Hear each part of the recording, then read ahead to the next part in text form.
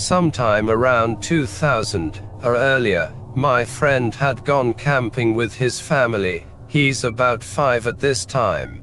They had gone to this summer camp that his family had been involved with for years, and were allowed to use one of their cabins for the weekend, because they were on good terms with the full-time staff.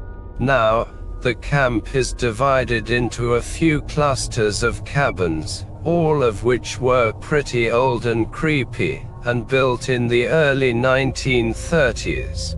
They'd been well maintained but never refurbished, and with just mesh windows and creaky big wooden doors, they could give anyone the creeps, especially with the winter wind blowing.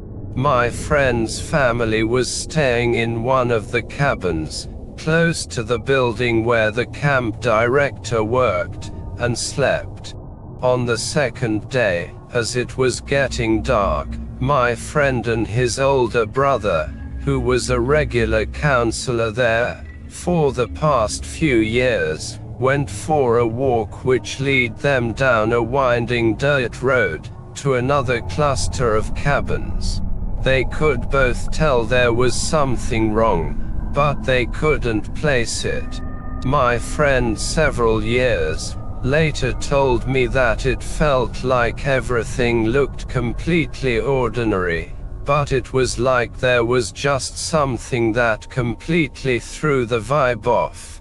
His brother would attribute it to what he noticed next. The furthest cabin from the entrance had all of the windows closed. There were large wooden panels that had to be lifted up and put in the mesh windows. Then he heard a loud thud, and then the lights in the cabin were on. Now it wasn't uncommon for other cabins to be rented out by hunters in the winter, so he left it alone, even though he still had a strange vibe, and decided not to investigate further.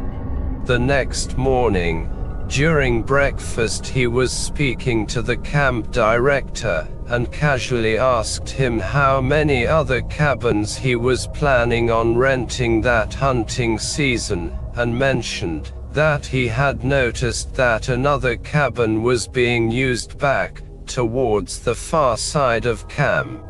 The director had a stunned look on his face, and then told him to call the police, and that they weren't renting out any of the other cabins that weekend.